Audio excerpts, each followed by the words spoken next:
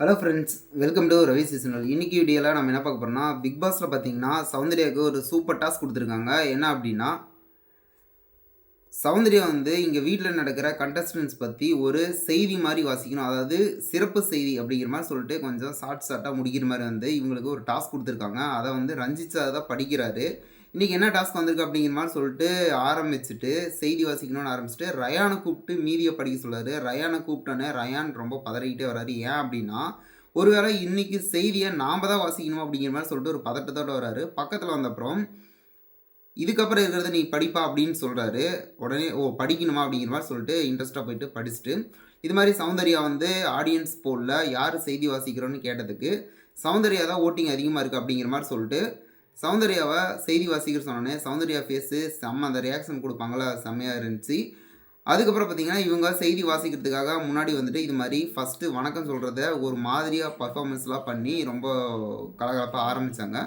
எந்த செய்தி வாசிக்கிறதுலையும் வணக்கம் இப்படி சொன்னதே கிடையாது. அதுக்கேற்ற மாதிரி இவங்க சொல்லியிருந்தாங்க. இதில் அடுத்து என்ன பார்த்தீங்கன்னா, ஒவ்வொருத்தரையும் பற்றி இவங்க சொல்ல ஆரம்பிச்சிட்டாங்க. இப்போ ஃபஸ்ட்டு பார்த்தீங்கன்னா முத்து அவரை பற்றி நான் சொல்கிறேன் அப்படிங்கிற மாதிரி சொல்லிட்டு என்ன சொல்கிறாங்க அப்படின்னா, எல்லாருமே வந்து கப்புக்காக ஓடிக்கிட்டு இருக்காங்க வந்ததுலேருந்தே. ஆனால் இவர் மட்டும் டைட்டிலே வின் பண்ணுற மாதிரி மனசில் நினச்சிக்கிட்டு அந்த கப்பு நான் எடுத்துட்டேன் அப்படிங்கிற மாதிரி சொல்லிட்டு கொஞ்சம் கேரக்டராக இருந்தார். இது எல்லாருமே நாங்கள் தெரிஞ்சு அவர் மைண்டில் புகுத்தி அதுக்கப்புறம் நார்மலாக ஓட ஆரம்பிச்சிட்டோம். அதுக்கப்புறம் பார்த்திங்கன்னா இவங்க ரஞ்சித் சார் அவர் பார்த்திங்கன்னா ஃபஸ்ட்லேருந்தே என்ன பண்ணிகிட்ருக்காரு அப்படின்னா, இது மாதிரி பாசம் நேசம் அப்படிங்கிற மாதிரி சொல்லிட்டு ஒரு தன்மையிலேயே வந்து எல்லாத்தையும் பண்பாக பார்த்துட்டே வந்து கேம் விளாண்டுட்டு போயிட்டுருக்காரு. ஆனால் வந்து இவரோட வேஷமா இல்லை நிஜமாகவே இது பாசமா அப்படிங்கிற மாதிரி சொல்லிட்டு தெரில அப்படின்ட்டு இன்னமும் கண்டுபிடிக்க முடியல அப்படிங்கிற மாதிரி சொல்லிட்டு சௌந்தர்யா ரஞ்சித் சாரோட குறும் செய்தி அதை வந்து சொல்கிற மாதிரி வந்து காமிச்சிருக்காங்க.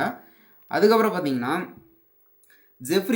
ஜெஃப்ரிக்கு வந்து ஒரு கேங் ஃபார்ம் ஆகிட்டு அந்த கேங்கில் வந்து இந்த ஜெஃப்ரி இவங்கெல்லாம் இருந்துகிட்டு இருந்தாங்க. அதாவது கோவா டீம் அப்படின்னு சொல்லி உங்களுக்கே தெரியும். இந்த கோவா டீமில் யார் யார் இருந்தாங்கன்னு உங்களுக்கு தெரிஞ்சால் மறக்காமல் கீழே கமெண்ட் பண்ணுங்கள்.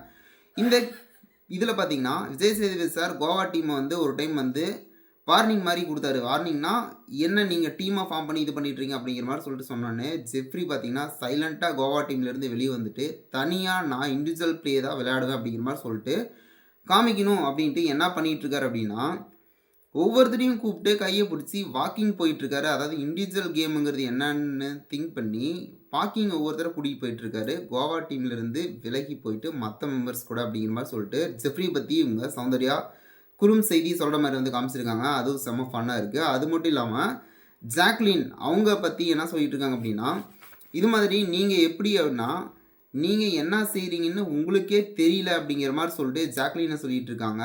இதுக்கப்புறம் பார்த்தீங்கன்னா நீங்கள் வந்து கப் அடிக்கணும் அப்படிங்கிற மாதிரி சொல்லிட்டு நீங்கள் ஆப்போசிட்டாக முத்துக்கும் முத்து ஆப்போசிட்டாக ஜாக்லினும் நீங்கள் 2 பேரில் தான் ஒருத்தீங்க கப் அடிப்பீங்க அப்படிங்கிற மாதிரி சொல்லிட்டு நீங்களே நினச்சிக்கிட்டு இருக்கிற டைமில் பார்த்தீங்கன்னா கப்பு எங்கே இருக்குன்னு தேடிட்டு இருக்கு கப்பு கழுவுற ஒரு பொண்ணு அப்படிங்கிற மாதிரி சொல்லிட்டு சௌந்தர்யா நான் தான் எடுத்துகிட்டு போகிறேன் அப்படிங்கிற மாதிரி சொல்லிட்டு சௌந்தர்யா தான் கப்பை எடுப்பேன் அப்படிங்கிற மாதிரி சொல்லிட்டு இந்த குறுஞ்செய்தியில் முடிக்கிற மாதிரி வந்து காமிச்சிருக்காங்க.